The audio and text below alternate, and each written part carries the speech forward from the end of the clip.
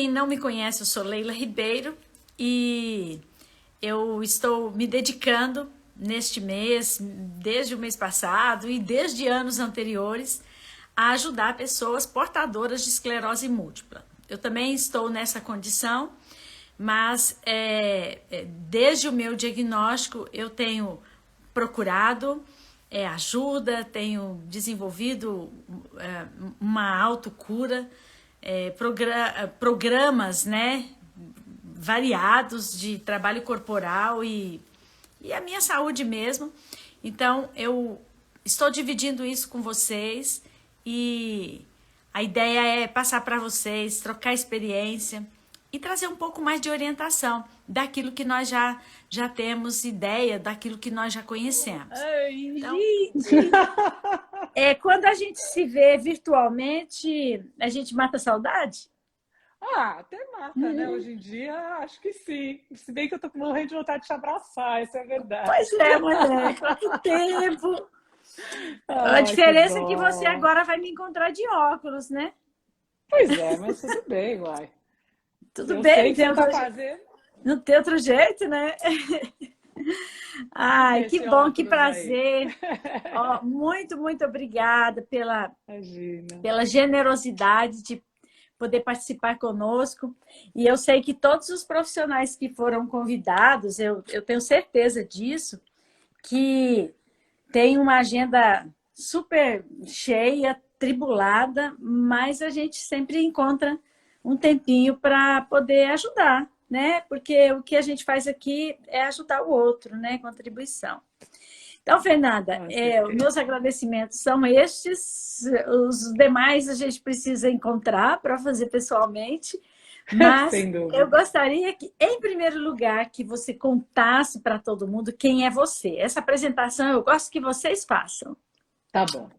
Bom, mas antes de fazer qualquer apresentação, eu preciso também falar minha partezinha de muita saudade dessa moça que me abrigou há anos atrás, que me levou para Anápolis para dar curso de formação nesse método self-healing, Então, que eu acho que vocês já ouviram aí nessas lives todas, né? Porque eu vi que Cristina Tanaka falou, Araci, que está aí junto, e que tem mais é uma uma galera turma. chegando aí semana que vem, viu? Então, é uma mais gente de self-healing Ixi, também. Ai, que beleza. Então, é isso. Então, faz anos já, e faz anos que eu não te vejo, né? E sei que você tem uma trajetória linda, um trabalho maravilhoso de ajuda também para as pessoas. Então, imagina, qualquer coisa que você peça nessa vida para nós é irrecusável, não tem nem o que dizer, né? Não tem mesmo, né? Mas aqui me apresentando, eu sou terapeuta visual, trabalho com isso já faz muitos anos, deve fazer uns 30 anos já com terapia. E minha formação foi primeiro em self-healing, que é o método Meir Schneider, o método de autocura. E depois de uns 10 anos trabalhando apenas com esse método, eu fui estudar optometria para embasar melhor os meus conhecimentos e até com uma decisão forte que eu ia trabalhar realmente só com a parte dos problemas visuais. E a partir daí eu fui buscando ferramentas para melhorar o meu trabalho terapêutico e encontrei a optometria comportamental, que é um viés, né, um braço da optometria que se pratica muito nos Estados Unidos e na Europa. Aqui no Brasil bem incipiente. Eu fiz, uhum. inclusive, parte dos primeiros cursos de formação em comportamental, né? Que significa o seguinte: a optometria, para quem não sabe, é o trabalho de pôr óculos nas pessoas, de lidar com essa parte, lidar com lentes, com prismas, com distúrbios funcionais, mas compensando com óculos, lente de contato e tal. No Brasil, isso tá assim, tem uma briga, né, sempre tá mais complicado, mas já existe, né? Tem muitos optometristas, tem algumas faculdades e o pessoal tá andando, né? A Uhum. comportamental já é o uso das lentes e prismas de uma forma terapêutica, não para compensar, né? Então, aquela coisa, Ah, sou míope, preciso de um óculos, ou melhor, vou usar outro exemplo. não leio mais, meu braço encompridor, preciso de um óculos, né? Então, por isso que eu mudei. Aí, fora daqui, as pessoas vão ao optometrista, o optometrista dá um óculos que compensa aquela perda de flexibilidade e a pessoa usa o óculos. Na comportamental, a gente usa essas ferramentas para fins terapêuticos, ou seja, para forçar o sistema, para fazer o sistema ficar mais dinâmico, mais flexível. Então, a gente manipula essas coisas dessa maneira. Então, isso foi algo que eu agreguei à minha prática, mas nunca abandonando os princípios básicos que me trouxeram a esse trabalho da visão, que são os princípios do método self-healing. Ou seja, o trabalho sobre o relaxamento, sobre a função, sobre a percepção e a sensação de como que eu busco eu mesma ferramentas para eu me ajudar e conseguir suplantar problemas que porventura eu tenho. Né? Tudo isso. Começou com self-healing, Fernanda? Sim, senhora. Eu fiz um caminho meio contrário. Que, em geral, se encontra no mundo assim do trabalho de visão, no mundo inteiro tem aí um pessoal muito bacana trabalhando com isso, e você encontra pessoas que vieram do mundo científico, ficaram descontentes por alguma razão, e aí migram para um trabalho um pouco mais aberto, um pouco mais holístico e tal. Eu fiz o caminho oposto. Eu comecei nesse mundo, aí eu senti essa necessidade de agregar conhecimento mesmo científico, porque eu pensei, para mim faz muito sentido isso. A minha intuição ela está muito vinculada a uma liberdade dentro das ferramentas que eu conheço. Se eu sei manipular aquilo, eu consigo libertar meu pensamento e pensar o que é melhor para aquela pessoa. E aí me faltava muito um conhecimento científico.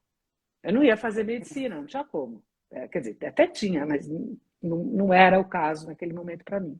Então eu busquei a optometria por isso. Então, na verdade, como optometrista regular, aquela que dá óculos para as pessoas e tal, eu sou péssima. Não é o que eu faço. Você vai lá e tal, fala, use tal, tantos, não sei o que, não é na praia, eu não uso isso no meu dia a dia nem nada.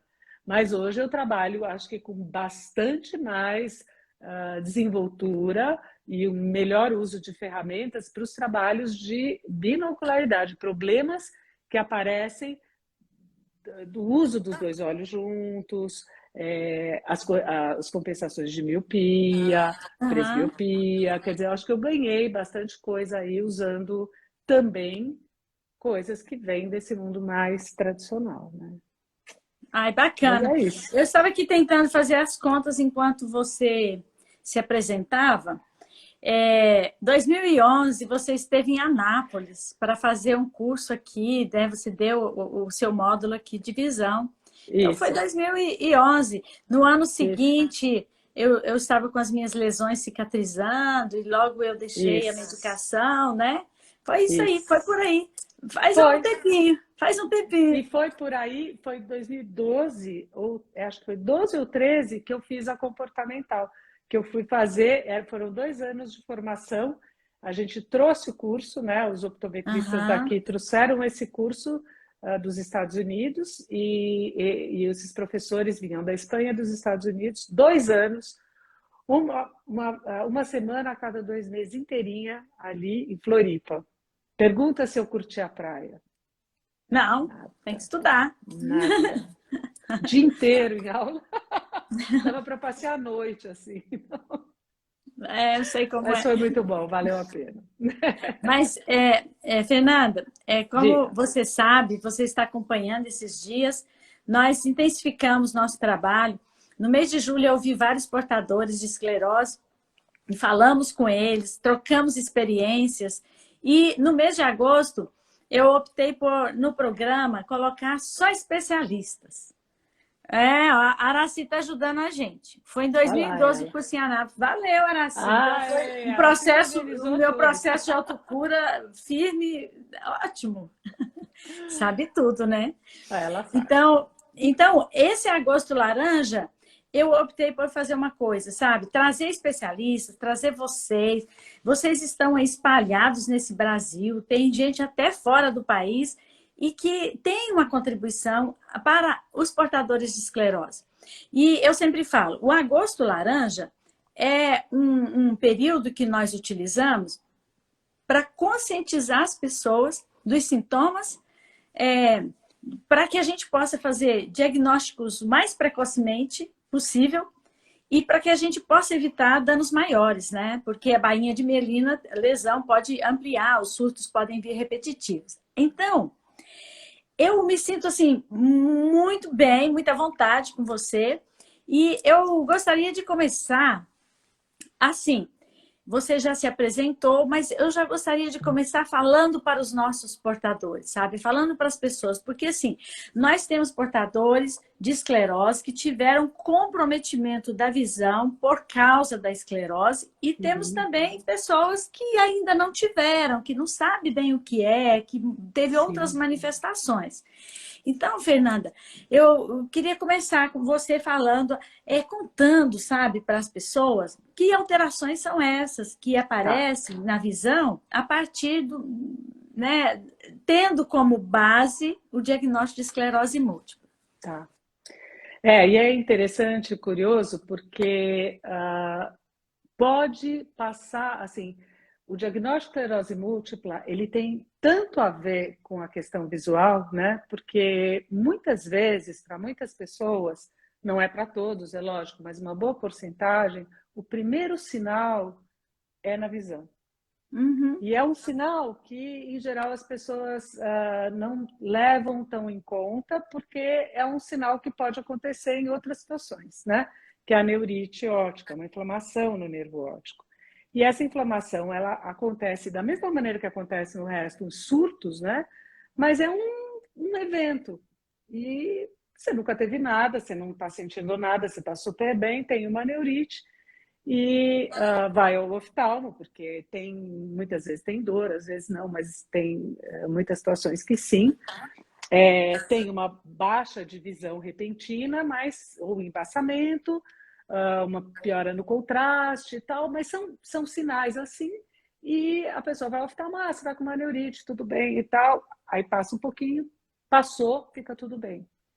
Só que muitas vezes, se esse oftalmo for olhar com mais cuidado, for observar a característica, ele já pode suspeitar que ali tem alguma coisa, né? E nessa suspeita, normalmente a gente percebe assim, que pode, quer dizer, pode ser um diagnóstico precoce feito a partir da questão visual, que eu acho que isso é bem bacana de acontecer, né? Quando a gente consegue pegar isso lá no comecinho. E por que isso, né? E agora aqui eu falaria assim, mais do aspecto da visão, que até, curiosamente, é muito negligenciado na esclerose múltipla, porque eu imagino o seguinte, são tantos problemas, são tantas coisas que você tem que lidar, tantas frentes que você tem que lidar, que às vezes o aspecto da visão ele fica um pouco subliminar, ele fica um pouco ali largado, né? Também já percebi isso. Não é? Tanto que eu vejo, é curioso, quando você me convidou para falar disso, eu pensei, nossa, faz tanto tempo que eu não trabalho com alguém com esclerose múltipla. Olha que curioso. E é uma situação, é um problema que realmente afeta a visão, né? Então, eu queria, assim, se eu pudesse falar alguma coisa aqui, como alerta, como no sentido de ajudar quem é portador, quem já sabe, ou quem ainda está ali começando com os primeiros sintomas e já sabe que tem, um alerta para cuidar do sistema visual. Realmente, mesmo que queira cuidar sozinho e buscar, tem muita coisa hoje, muita gente que trabalha online. Eu, pessoalmente, não trabalho online, mas tem muita gente que faz. E receber ajudas, porque quando você trabalha o sistema visual em termos de função, de uma maneira preventiva, você consegue entender melhor o teu sintoma, perceber quando algo está começando a dar errado. Nosso cérebro é danado para compensar, e quando você percebe, você já está com algo um Aham. pouco meio fora da tua alçada, assim, né? E se debruçar um pouco mais sobre isso, né? Então, posto isso, eu queria colocar assim que na questão na esclerose múltipla a gente tem uma série de disfunções visuais que acontecem. E o grande problema é que isso acontece de uma maneira não muito ordenada, né? Vamos lá, usando uma palavra bem, como acontece no corpo, é uma bagunça, né? A gente começa a sentir problemas nos movimentos oculares, problemas no uso dos dois olhos, muitas vezes aparece a tal da visão dupla, né? Que a gente chama mais chique de diplopia. E nistagmo, que é um movimento involuntário dos olhos, então dificuldades na fixação. E isso na verdade, assim, resumindo, é uma desorganização que é extremamente incapacitante, porque ela vai nos levando para desistências de certos usos. E aí é que o negócio complica, né? A gente vai deixando de lado a leitura, né? A leitura fica mais penosa, fica mais difícil, você só vai ler o que precisa mesmo, começa a parar de ler o que não é necessário por prazer. Coisas que você precisa de uma sintonia fina nos usos dos dois olhos começam a ficar meio de lado. E isso a gente vê até quando você começa a ter vista cansada, você começa a se limitar. Só que aí você põe um óculos e tudo fica bem, né? Ixi, mas é Agora, maravilhoso, né? Ai, mulher. então, esse que é o negócio, né? A gente acaba porque... E eu entendo, né? Porque eu vejo assim, nossa, o que eu posso fazer para compensar essas questões, né? E se tem um óculos na mão, e é só isso que você precisa, você acaba sucumbindo mesmo, né? E principalmente se você tem outras coisas para trabalhar. Você precisa dar atenção no teu corpo. Você não pode passar o dia inteiro trabalhando sobre si mesmo, né? Você precisa, na verdade, que eu acho que é a grande ciência, a grande coisa da visão, enquanto você faz suas atividades, você transfere aquele conhecimento, você transfere aquela inteligência que você adquire a partir dos exercícios que você faz, da percepção de como sua visão funciona, para as tarefas do dia a dia, né? Eu acho que essa é a grande função do trabalho terapêutico, né? Uhum. Agora, fala. Pode falar. Não, Pode sim, mandar bala. Não, posso mandar bala? pode, Não, porque pode. eu tô aqui pensando assim, eu queria primeiro explicar um pouquinho, porque essa história, assim, tem uma confusão enorme aqui, assim, o que eu posso fazer, ou qualquer terapeuta pode fazer por uma pessoa com esclerose múltipla versus um oftalmologista que você vai lá olhar o que acontece com os seus olhos, ele vai te dar uma medicação, ele vai te dar o quê, né? E o que eu acho interessante pontuar sempre é que são trabalhos complementares, na verdade. São trabalhos com dois aspectos, com dois pontos de vista completamente diferentes um do outro. E o grande problema é quando a gente não entende que isso precisa casar, que isso precisa ser uma coisa complementar. Quando você não enxerga bem, quando começam a aparecer esses sintomas, esses problemas, você vai ao oftalmo. O oftalmo vai definir ali uma neurite ou algumas disfunções, problemas na pupila e coisinhas que acontecem nas crises, nos surtos de esclerose, né? Aí ele vai dar uma medicação, vai dar provavelmente corticoide, tudo bem. A estrutura vai ser, ela vai reagir àquela medicação, e ela vai entrar num outro lugar, num outro patamar, se der tudo certo. Agora, outra coisa é a função. Como que eu enxergo? O que vem para mim? Então, vamos tentar definir esse outro lado, que é aí que eu acho que a gente tem mão no jogo, pessoalmente, né, para trabalhar. Então, primeira coisa, assim, uma mudança de paradigma que, para mim, aconteceu quando eu comecei a cursar optometria comportamental e meu professor me deu uma definição de visão que eu fiquei, assim, impressionada e realmente eu super hoje compactuo e vou dividir com vocês. Ver não é feito para a gente ficar contemplando o mundo, não é para enxergar. O sistema visual ele não foi construído da maneira que ele é construído para a gente enxergar. Quer dizer, você fala, como assim, né? Não. Ele é feito para você se movimentar no mundo. Ele é feito e dirige os movimentos inteligentes do corpo. Ele é feito para reverter em ação no mundo. Então, é muito louco isso. Porque a gente... Claro que é para contemplar também, mas isso é a sofisticação dele. Agora, em primeiro lugar, se eu tenho, sei lá, essa garrafinha aqui, e eu quero pegar essa garrafa, o meu sistema visual tem que encontrar... Eu primeiro preciso visualizar a garrafa na minha cabeça. Então, é um trabalho mental. Né? Eu conheço a garrafa. Eu quero colocar o cheirinho no ambiente. Então, pensei isso. Eu visualizo a garrafinha. Procuro no meio da minha bagunça. Então, eu tenho uma visão espacial que me define. Faço o foco. Meu sistema visual me diz, por algumas fibras, onde eu estou nesse espaço, onde o objeto está, faz foco, aí eu consigo pegar. Manda minha mão ir lá pegar no lugar certo. Quando a gente joga a bolinha, que isso é um exercício muito, né? Todo mundo que já fez selfie na vida já jogou bolinha, né? O não pegar a bolinha é justamente um defeitinho nesse processo todo. Eu estou julgando mal o meu espaço. Eu não estou entendendo aonde eu estou e aonde o objeto está. Então, imagina o seguinte, qualquer pauzinho que dê ali na organização visual vai afetar todas essas ações que a gente faz no dia a dia. Como é que eu ponho a colher na panela? Como é que eu ponho a água no copo? Como que eu estou andando na rua? Como é que eu vejo o degrau? Né, os buracos na rua? Tudo isso é afetado porque aquilo que é um sistema super azeitado perde o vigor, perde a parceria, a harmonia.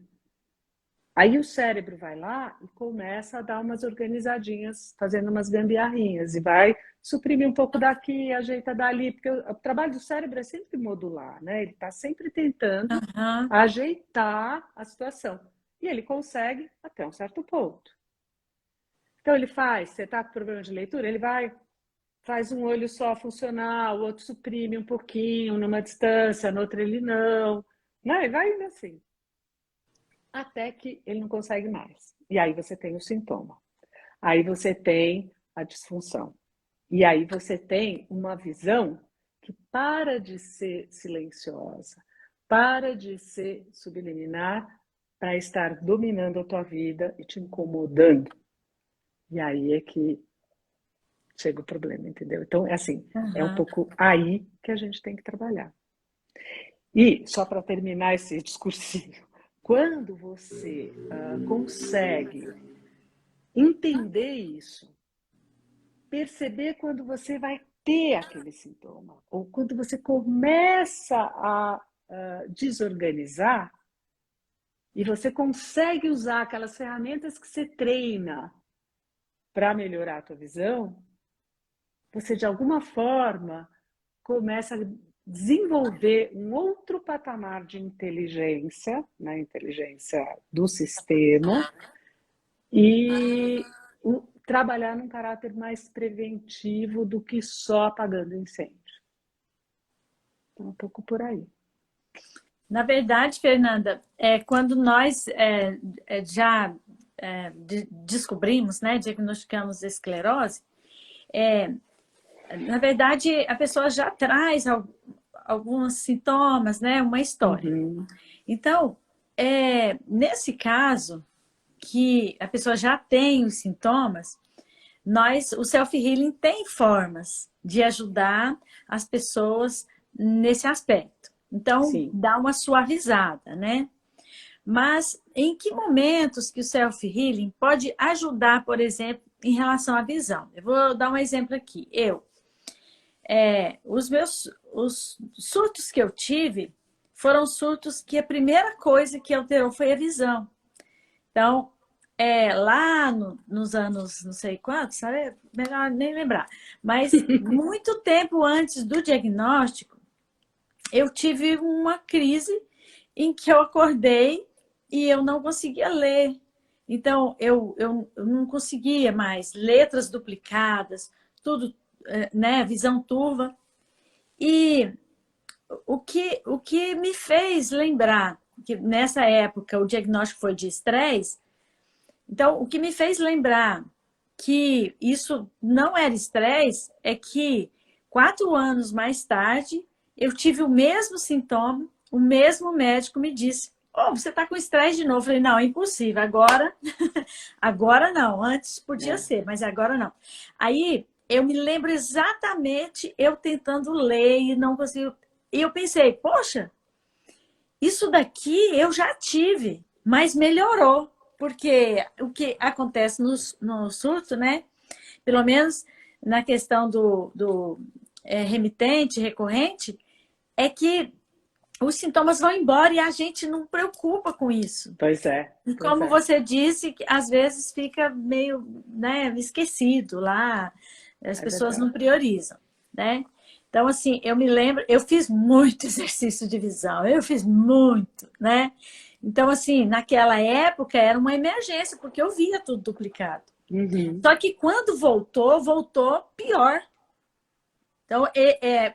cada surto, os sintomas intensificam. Então, eu penso assim, né? E a gente sabe, quem tem sabe que toda vez que um surto repete, ele tem os sintomas muito mais acentuados, né? Uhum. Então, para esse caso, como é que o self-healing pode ajudar? Dicas para as pessoas? É, né, sair dessa. Sim. Embora não seja só esse problema na esclerose Não, múltipla, claro. E esse né? é que é o drama, né? É assim, eu É, acho que aqui você pontuou duas coisas, né? Você pontuou, por exemplo, uma crise que foi o primeiro, que é bem aquilo que eu tinha falado no início. é. Em geral, em geral não, mas é muito descrito isso, né? De ser assim, o primeiro sinalzinho ser na visão, ser essa neurite aí. E ela tem uma característica, uma neurite monocular, não acontece nos dois olhos. Quer dizer, até Uhum. pode, mas imediatamente, igualzinho, não tem. Outras doenças provocam isso, mas no caso da esclerose, não. Então, esse já seria um sinal. É, hoje em dia, eu acho que muitos oftalmos vão já suspeitar, mas não é do dia a dia, daquele oftalmo normal, que só, você vai lá só para grau e tal. Então, pode acontecer mesmo. E, de fato, quando começa a ter as crises sucessivas, elas vão intensificando, vão piorando, você vai criando mais diplopia, e é isso mesmo, vai, volta, e tem que fazer exercício mesmo. Agora, o lance todo, o que eu posso trazer assim como uma sugestão de trabalho, Uhum. ou pelo menos antes de uma sugestão de trabalho, um caminho, em que direção que eu sigo. Porque a gente tem muito aquele pensamento do eu preciso fazer algo, então eu preciso exercitar, eu preciso mexer os meus olhos, eu preciso juntar aquelas duas imagens, por exemplo, né? Uhum. E meio que isso acaba dando um pouco errado. Por quê? Porque eu vou usar, a gente tem muita dificuldade de usar o relaxamento, a gente usa o esforço.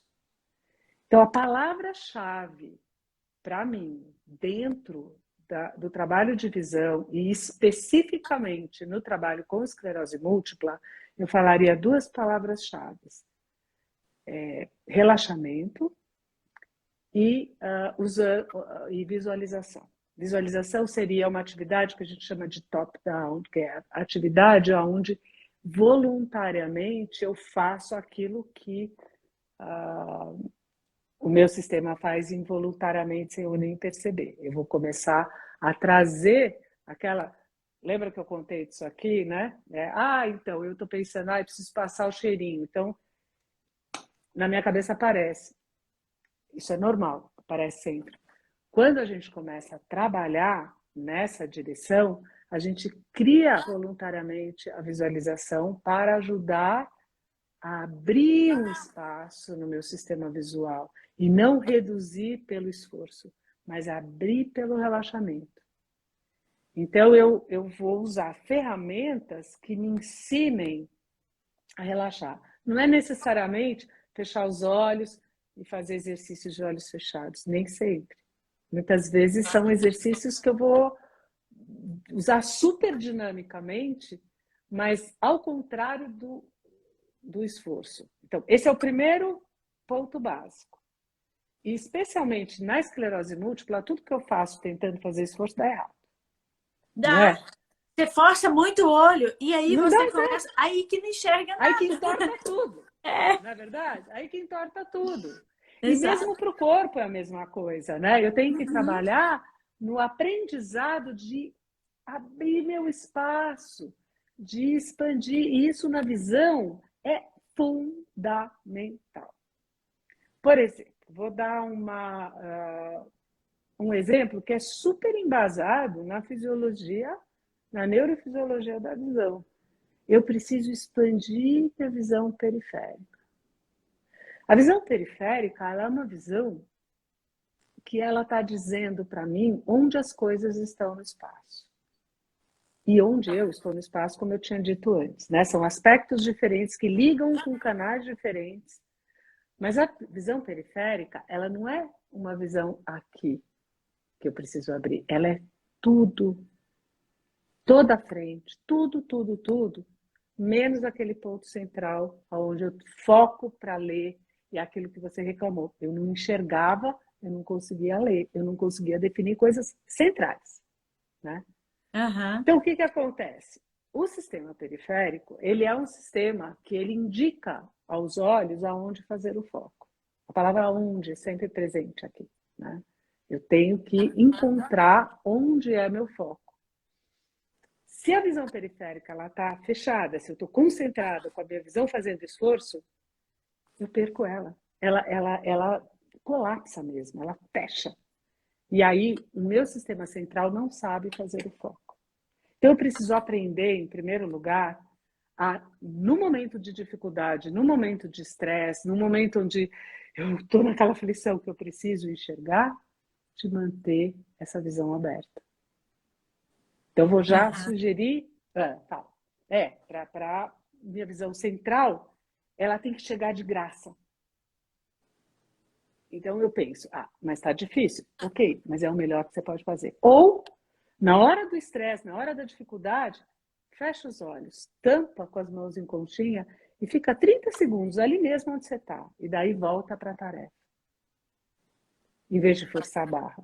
Tá? Então, esses são princípios muito amplos, muito básicos, muito assim, mas que funcionam bastante. E daí você começa a se pegar nos esforços. Isso é que é o ouro em pó. Uhum, é. E são coisas simples, né? Quando você estava falando da visão periférica, eu pensei assim, para as pessoas entenderem, seria, enquanto eu estou aqui falando com você, eu busquei imediatamente tudo da minha periferia sem deixar de olhar para você. Isso. Mas o que eu quero dizer seria eu chamar a consciência de que tem mais coisas em volta do que simplesmente você aqui falando comigo? Porque Sim, esse negócio da presença de, poxa, e agora estou num lugar assim, sem eu ter que olhar, eu vejo as cores, eu vejo os móveis e tudo. Essa chamada de consciência, isso faz diferença. Totalmente. Agora, ela é mais ainda. Por exemplo, eu estou olhando para você agora e estou olhando para o seu nariz. O seu olho é periférico, a sua boca é periférica, seu cabelo é periférico, sua testa é periférica, entendeu? Tudo o resto. Aí eu estou olhando para o seu rosto, pegando o global, e eu estou vendo o fundo periférico, sua roupa, seu... Entendeu? Sempre. Aqui eu estou com o celular e todo o resto. Então, eu posso pôr planos e planos de periferia. Mas sempre entendendo que aonde eu estou fora do meu foco central, bem central, é periferia. Então, basta isso. Quer dizer, eu estou olhando para uma palavra, a letra que eu estou olhando, ela é a única coisa central, o resto é periférico. E como Na esclerose múltipla, o problema está muito forte em movimentação ocular, porque nos estágios mais avançados você tem muito comprometimento desse lado. A visão periférica é o seu eixo para conseguir uma certa estabilidade. Então, a gente expandir... Sabe a ideia de você jogar uma pedrinha no lago e você vai vendo os circulinhos abrindo? Uhum. Isso é periferia. Então, eu olho firme na central, mas eu presto atenção no entorno. Existe um exercício muito típico de self-healing, que a gente põe o papelzinho entre os olhos e abana as mãos, em volta, e fica olhando para frente e prestando atenção no movimento em volta. Ele é bacana, mas eu estou convidando para uma coisa além um pouquinho, que é fazer isso, ó. Tão simples. Eu estou... como é que chama? Eu estou estimulando. Se eu faço um pouquinho isso, as fibras periféricas, elas adoram movimento. Elas adoram entender localização no espaço. Elas são as responsáveis pelos mapas espaciais que a gente cria, né? Uhum.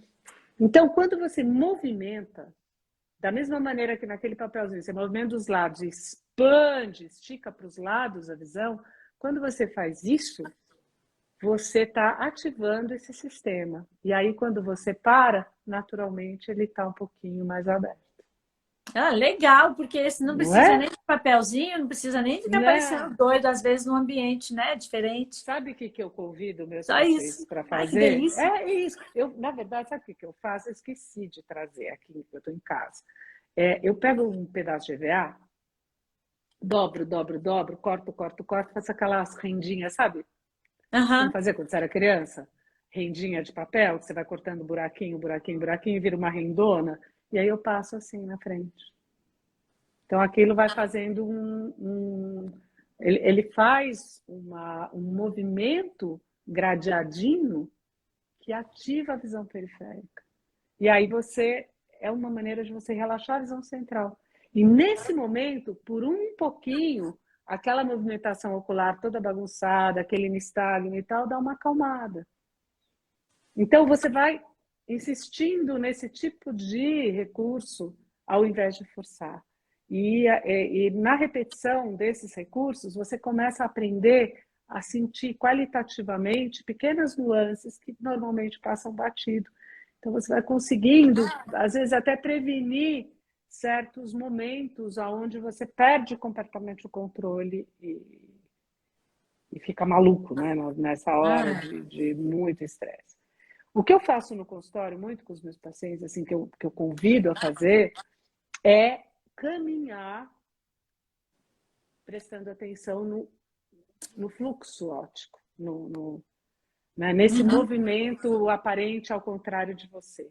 Então, você vai andando na rua, olha na frente, mas não fica pensando na vovozinha, no não sei o quê, no que eu tenho que comprar, no quanto estou no banco, não sei o quê. Não! Olha para frente e presta atenção no mundo passando por você. As árvores que passam, como se você estivesse numa esteira rolante e o mundo estivesse vindo ao contrário.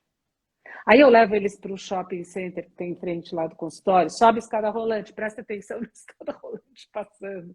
Vamos na loja de sapato, tem um monte de tênis ali na frente, eu falo, olha para frente e vamos trabalhar para você perceber todos os quadradinhos onde os tênis estão. É isso, é a vida, é a rua, não é ficar no consultório fazendo coisinha. Isso justifica um pouco um dos ensinamentos do Meir, né? Que é de olhar longe, por exemplo. Com certeza. Olhar longe é expandir periférica. Uhum. Por exemplo, exatamente. Só que, às vezes, só olhar longe, às vezes você pode estar com tanta sensação desagradável que você precisa de um mecanismo a mais. Então, vou dar outro exemplo. Olha longe, expande seu horizonte, olha bastante longe.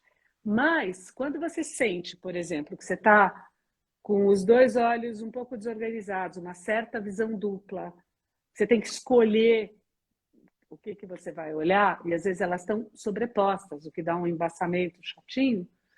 você faz o exercício também, outro de estimular movimento, que se chama swinging. Ele é um exercício muito simples, eu vou mostrar aqui para vocês que é bem fácil. Você fica de pé, eu vou fazer sentada porque eu estou numa cadeira giratória, acabei de me tocar. Mas você faz de pé, também é fácil. Daí já nem quem está no escritório tem desculpa para não fazer. Né? Põe o dedo na frente, olha para o dedo. O que é isso? Eu estou atrelando minha visão central ao dedo. E o dedo vai me acompanhar em qualquer movimento que eu fizer para eu ter estabilidade da visão central e não ficar tonta, enjoada, perder, né? Porque quando a gente perde o centro, a gente fica meio... Daí eu vou girar de um lado para o outro, sempre olhando para o dedo, mas prestando atenção em tudo que está atrás, que está além do meu dedo. E parece movimentar, né? Exatamente, quer dizer, eu estou me movimentando. Isso. Mas, na verdade, meu sistema visual, ele está enxergando uma sala em movimento contrário ao meu. Você vê? Porque o que a gente vê que o cérebro organiza é completamente outra coisa. É uma total ilusão.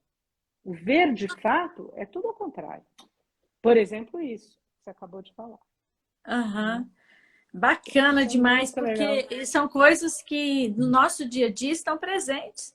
E são exercícios e observações que eu posso fazer a todo tempo e que elas se perdem. Talvez por não saber, né? As pessoas às vezes não sabem, né? E às vezes porque é aquela história. Eu vou caminhar, mas eu começo a pensar os problemas, resolver as coisas já, antecipar, e eu perco essa riqueza que é trabalhar, né, a visão. Naquele exame que nós fazemos, campimetria visual, é isso, né? No fundo nós passamos por isso de 6 em 6 meses. Né? Nós olhamos lá uma luz central e ficamos atentos às luzinhas que acendem em volta. Isso. E a gente já às vezes não vê, né? Não vê. Não. Sim. Aquele exame, ele é bastante, assim, ele é bastante cruel, né? Porque ele vai mapear mesmo perdas de fibra e tal. E, em geral, ele é bastante emocionalmente impactante, né? Ele tem esse lado, mas, enfim, é necessário fazer. E você vê, é por aí, né? Essas neurites sucessivas, essas coisas, elas vão dando perdas de fibras periféricas, né? Então, é super importante fazer, sem dúvida nenhuma. Né? Mas eu acho que, assim, quando você tem uma perda, toda perda... eu não posso esquecer de falar da perplexidade. Deixa eu falar isso antes, porque eu estava na cabeça, senão eu esqueço. Só para voltar na questão dos exercícios, é sempre muito importante, assim, como o cérebro está o tempo todo modulando o que a gente vê e ajeitando certas diferenças, certas disparidades e tal, até um certo ponto, a gente tende, quando a gente está com uma desorganização, a tentar controlar isso. Né? Então, se eu posso dar esse conselho junto com tudo isso, que de fato é a mesma coisa, é assim, eu tenho que causar perplexidade para o sistema. Eu tenho que passar rasteira, porque se eu vou prestando muita atenção, tentando controlar, tentando entender, raciocinar como a minha visão está, não está certo. Eu tenho que passar rasteira, tá certo, eu estou tentando enxergar tanto. Opa, mas espera aí, eu estava tentando enxergar. Não, tanto. Aí eu vejo. Aí quando eu abro de novo, eu vejo. Ou, fecho o olho, visualizo aquilo. Abro, agora eu vejo. Agora organizou. Mas não porque eu estava forçando, porque eu estava controlando, porque eu estava tentando entender. Não, porque eu parei, mudo de assunto e volto. Olha longe, depois volta para perto. Sabe? A dinâmica é essa. Uhum. Agora, voltando, o que era a campimetria, né, que você estava falando?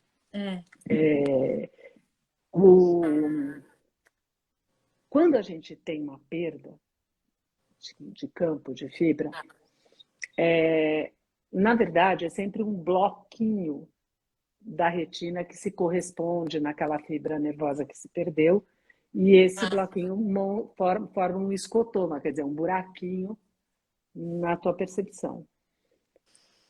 O cérebro, ao mesmo tempo que ele está modulando, ajeitando e tal, ele também está descartando o que está ruim e tentando valorizar o que está bom.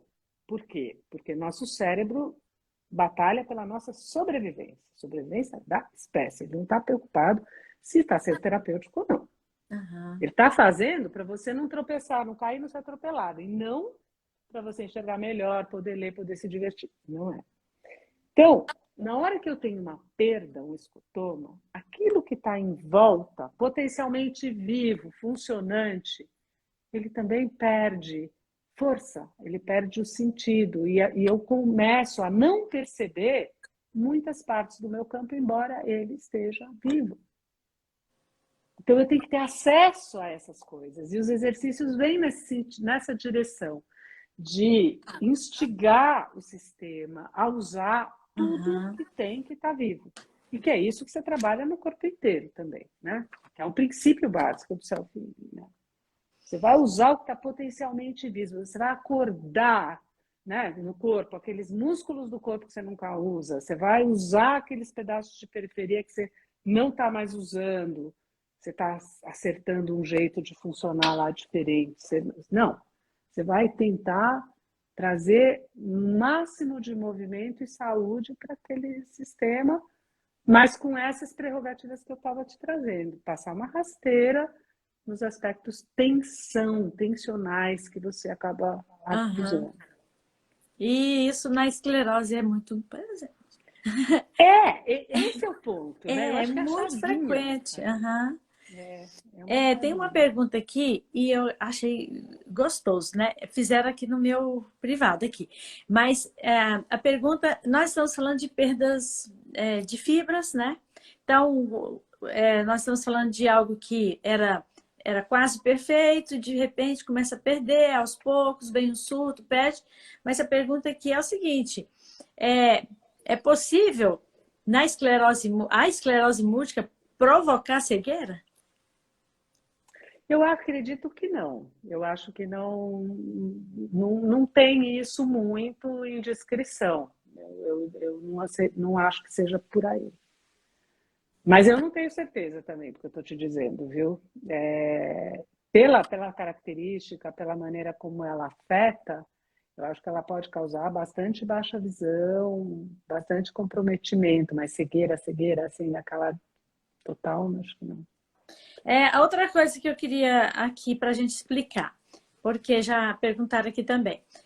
Por exemplo, você citou nistagmo, né? Você citou algumas alterações, falou nistagmo. Até explicou o que é. E a pergunta aqui, por que é que a gente tem nistagmo? Com certeza, eu acho que ela deve ter.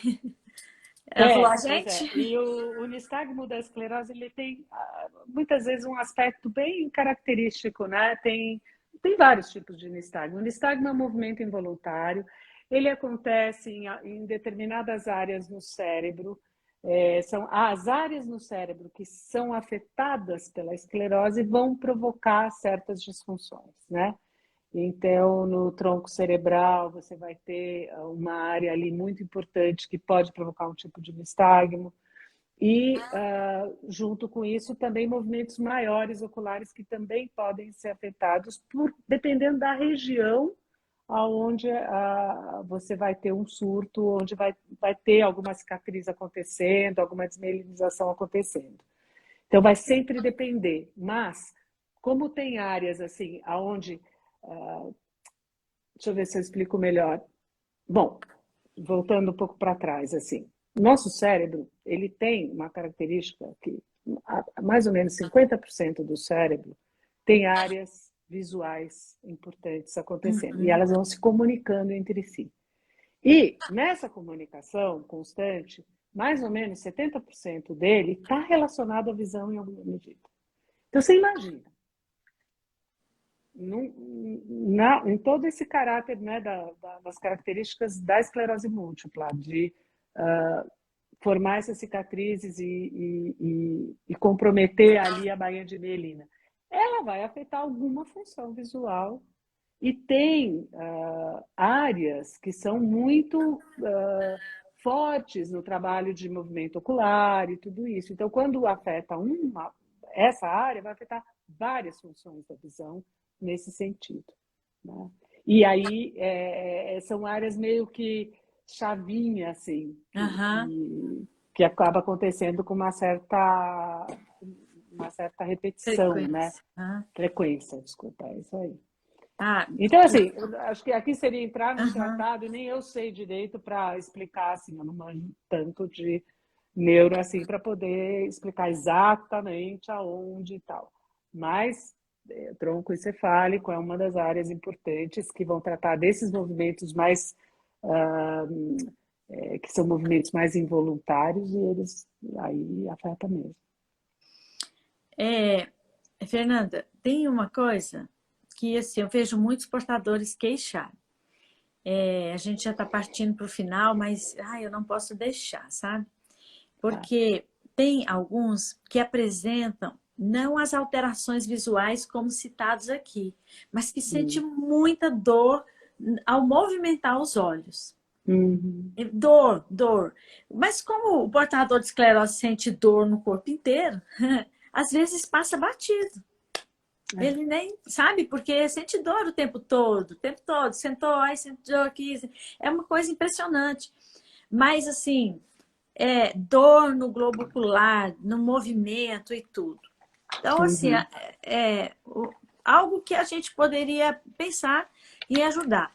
É meio semelhante, a queixa é meio semelhante quando a gente tem fadiga, Uhum. né? Então, seria esse movimento, essa dor do movimento, ser também um resultado, às vezes, do cansaço e da fadiga que a esclerose traz? É, sim, e também às vezes porque ela, de alguma maneira indireta, ela afeta a musculatura extrínseca, que está sempre em movimento. E o olho tem uma característica também que é super curiosa, né? Porque o olho não para, né? Ele está em movimento absolutamente 100% do tempo. E mesmo na fixação, ele está movimentando, ele está fazendo É. pequenos movimentos, né? E a dor, ela tem a ver, sim, com essa fadiga extrema, porque os músculos também eles estão em fadiga da mesma maneira que qualquer outro músculo. Eles são músculos esqueléticos, né? Ligeiramente Aham. modificados, eles são mais, todos os músculos que seguram o olho na órbita, né? Estou falando deles. E eles são músculos normais, iguais com a mesma característica de qualquer músculo do corpo, Corpo, né? com ainda um a mais. Eles têm uma modificação e eles têm, porque eles precisam ter um nível de precisão completamente diferente de qualquer músculo outro da gente, né? Porque é tudo uma precisão micro, micro, micro para juntar lá com crepe, né? E aí sim, muita fadiga. Então, o que eu super recomendo, e não tem jeito, eu acho que a gente não escapa disso, é trabalhar muito o palming, né? Que é aquele exercício de tampar os olhos, colocar as mãos em conchinha. E eu Uhum. até indico para quem tem esclerose, porque assim, a gente tem uma coisa um pouco caxias, todos nós terapeutas visuais, de fazer o palming sentado, com as mãos em concha, numa boa postura e papapá. Mas eu juro que eu acho que para quem tem esclerose, eu acho bem legal fazer deitadão, colocar uma compressinha em cima dos olhos, uma compressinha de água fresquinha ou chá de camomila fresco. Às vezes o próprio sachê você coloca, fica lá. Se você se incomoda com toque sobre o globo ocular, tem muita gente que odeia sentir, encostar, né, com esses compressas. Põe um saquinho aromático, dá uma ajeitada para não encostar no olho. Eu, por exemplo, sou uma dessas pessoas, por isso que eu sempre falo que eu tenho horror de shopping. E aí eu acho que é super importante. E ainda apoio no pescoço, né? Eu acho que o apoio no pescoço e o apoio nos olhos relaxa os olhos. Eu preciso relaxar esta região aqui, bem da nuca mesmo, para conseguir relaxar o globo ocular. Que o portador de Tem muito esclerose essa sempre tem enrijecido. pescoço. Então, Uhum. É uma aí, sabe luta o aqueles nosso pescoço, apoios? viu? Então. Por isso também que eu me lembro, porque, assim, se eu quero relaxar o pescoço, o olho de alguém, né, no sentido da sensação do globo ocular, eu vou trabalhar aqui na nuca da pessoa. Eu faço a Aham. massagem na pessoa trabalhando o pescoço e todos os ligamentos aqui, né? Tentando dar uma soltura nesse movimento aqui. Então, pegar ali o foramezinho, aquele triângulozinho que a gente Aham. tem bem aqui no centro, esse é um lugar chave para Olha trabalhar. eu. E aí, junto com o globo ocular, você vai soltando. E, lógico, né? Couro É. cabeludo não pode Couro deixar, né? cabeludo. Mas assim, e testa, trabalhar toda essa coisa da massagem, né? Aham. Que tudo isso é importante, mas mais do que tudo é pensar, deixa a luz ir embora, tira completamente a luz entrando nos olhos, deixa aquele escurão lá gostoso ficar, apoia bem aqui e se dê a esse luxo, pelo menos uns 15 minutos por dia, vai, isso é nada, né? Uma coisa assim. Interessante, a Ana Mônica entrou aqui. A Ana Mônica, nós trabalhamos juntas. Ela era É, coordenadora de um curso e eu de outro. lembrando essa massagem aí. Ela lembra da massagem. Gente, ela chegou um dia, ela não virava para lado nenhum. E eu falei, gente, isso é incoerente. Incoerente ficar assim perto de mim, né? E eu me lembro que eu fui lá e massageei. Nossa, mas era tanta tensão. E olha só, anos depois ela aparece com a doença, né, Ana Mônica, neurológica, e eu na hora lembrei daquele dia. Porque é uma coisa impressionante como os nossos músculos responde assim, é drástico, né? É, Os nossos músculos, a contração é muito grande. E é a doença neurológica. Então, quando ela é. teve o diagnóstico, que eu falei para ela, eu acho que não é de hoje, não, porque eu já fiz uma massagem uma vez e tentei te salvar. Mas era tanto, sabe aquela massagem que você deu a vida e que parece que ela melhorou 20%? Foi isso! Foi isso, eu falei, meu Deus, isso é muito sério. Mas no trabalho e tudo, eu sempre ajudei assim, a turma, até porque a gente pensa, né, que ai, já aconteceu com a gente, não dá.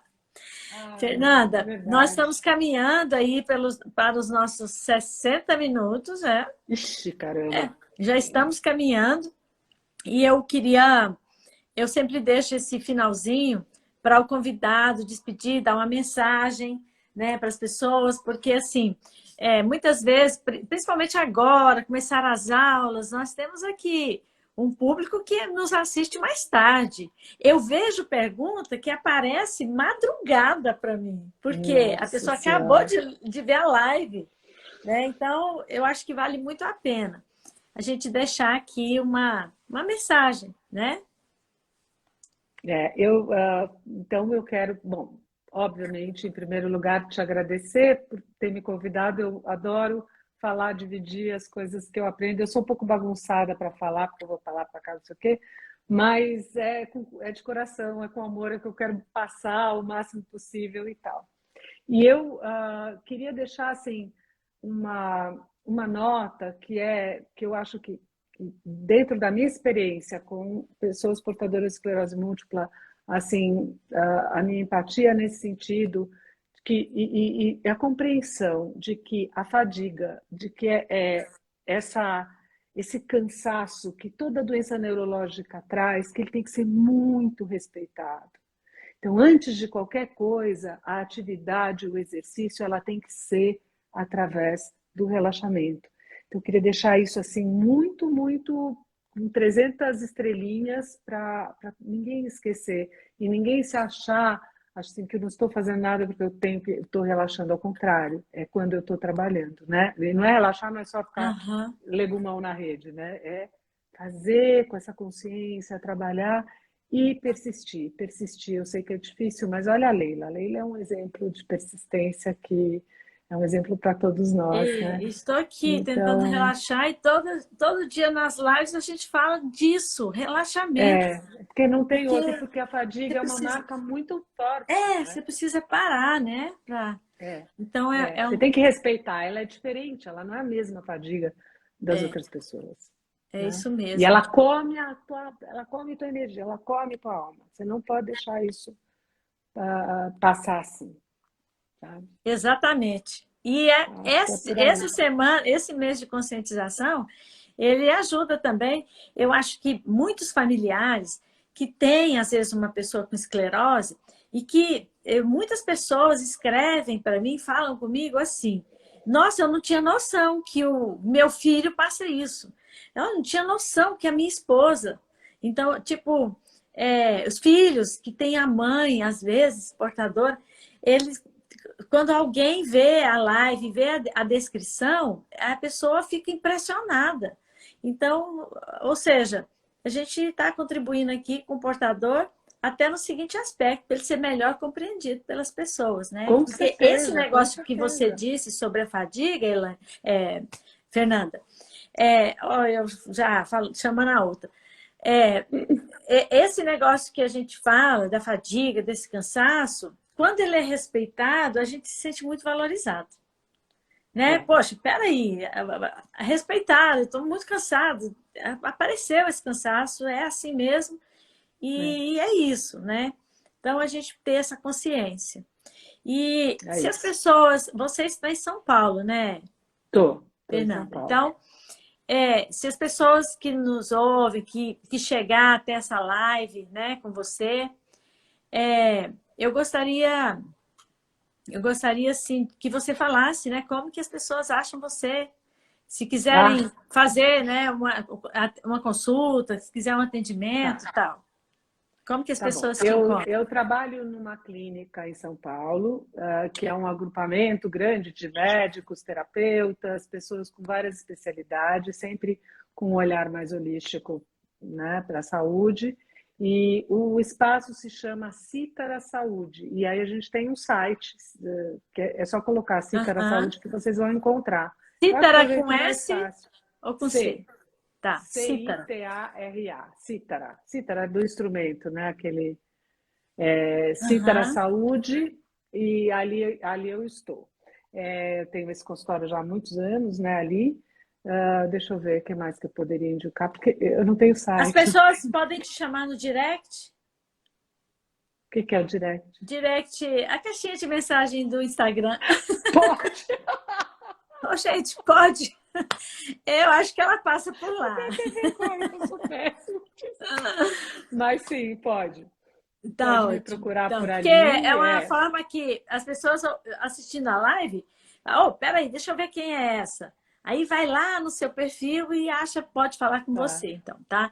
tá A bom. Lília entrou aqui falando É. que é diagnosticada há um ano e tudo é muito novo para ela, perguntando se as lives estão ficando. E aí, Lília, eu queria esclarecer. Assim que eu termino, eu deixo gravadas as lives e depois de editado, eu levo lá para o meu canal no YouTube, tá? Então, se você quiser ver mais resumidinho, né? Melhor tratado, porque aqui a gente participa, vai e volta.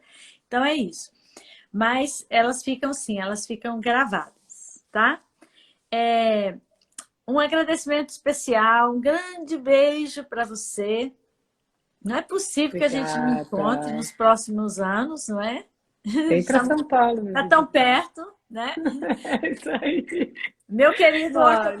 Meu querido ortopedista entrou aqui. Doutor Júlio Simas. Eu acho que você também deveria vir aqui, doutor, porque nós acabamos de falar sobre o enrijecimento muscular que o portador de esclerose sofre com isso e que traz hérnias e etc, etc. Convite ao vivo. A Aí, Araci Araci deixou colocou aqui, aí já. deixou o endereço, tá bom? E a Lilian, tá. Ok, Lilian, combinado, mas vai ficar a live aqui. Um grande beijo para você, para as pessoas que passaram aqui, para as pessoas que virão, então, e eu agradeço imensamente pela contribuição que você Eu que fez e agradeço. que todo mundo tem feito passando por aqui, tá bom? Olha aí, convite aceito, Júlio Simas. Agosto Laranja vai bombar, hein? Ai, ótimo. Tá bom, doutor? Falou Falo contigo logo então. mais. Grande beijo. Te Beijão. amo. Adorei. Um Muito beijo. obrigada. Eu também. Tchau. Tchau.